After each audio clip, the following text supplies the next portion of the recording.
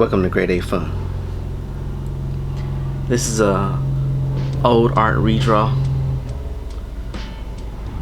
I'm not really gonna talk much.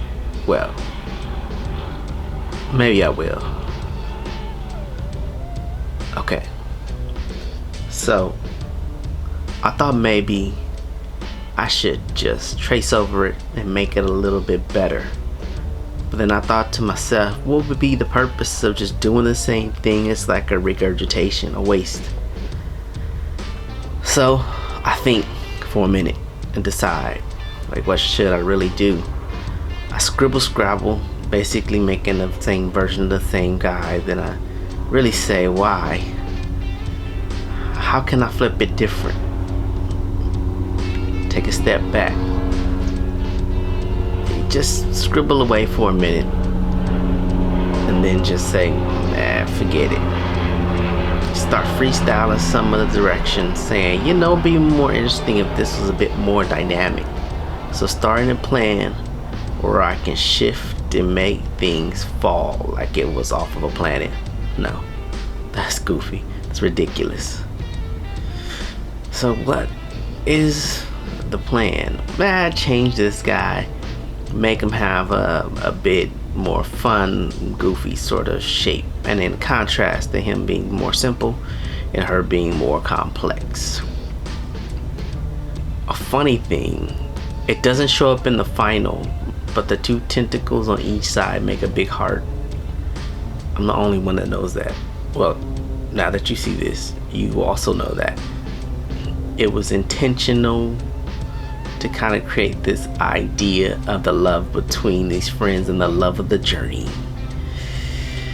Yeah, that's what I be thinking about when I be doing this stuff.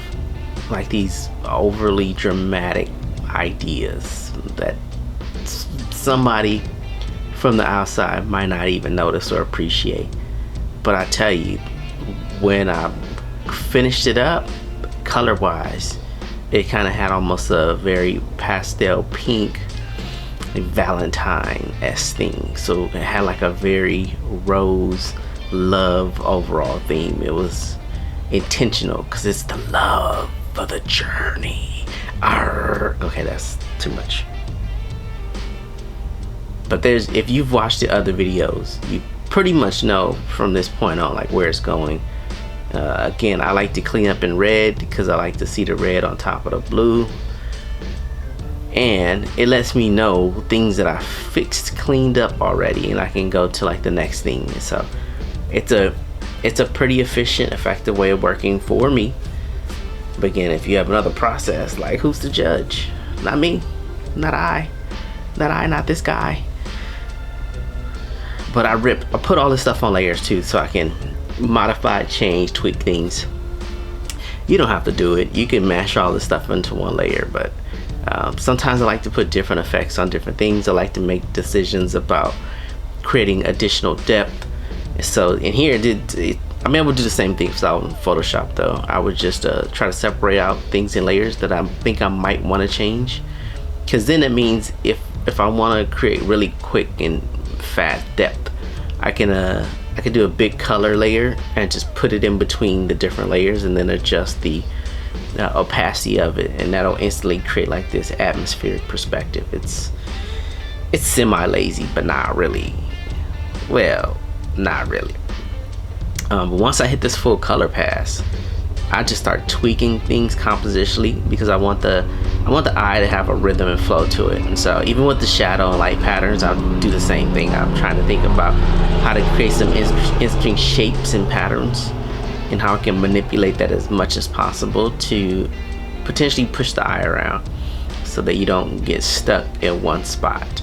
But in many ways, just to also think about how, like, heightening the drama and making it feel very energetic, even with the lighting as well. Like the lighting having the same sort of feeling of excitement. And I always make up like where the light sources and stuff are coming from. It may not even be realistic, in quotes, realistic, but it gives things shape and form, and that's, for me, that's always the most important part. So in here you can see how I start making some atmosphere And then I throw some lighting on there to just give things just a tiny bit more form, just because I don't like them to be flat. And then my favorite thing is highlights, because if you watch previous videos, you know highlights are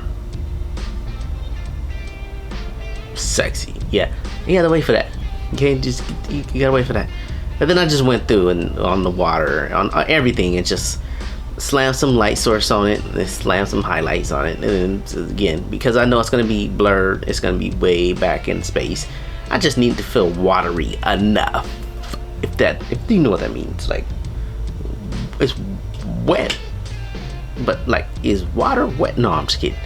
And then I hit my reflected lights, so I can give that just a little bit more form and depth, so things don't flatten out, and to make that thing feel alive. And then the reflected lights on her just kind of help separate her from this guy just a little bit more. And then give him a little reflected light too, so just that he's in the environment, things are bouncing around. And it kind of makes things feel, in this instance, a little wet, because they're, you know, out where the water is, it should have a waterosity to it. That's not a word, never say that. And then I was like, ooh, I want to put these little splashes, like there's little mists of water that kind of trickle up. And then I like gradients because it creates range of value, and it pushes your eye around. And then I added like this little sort of glowy bit that made it feel like there's a bit of light permeating those tentacles.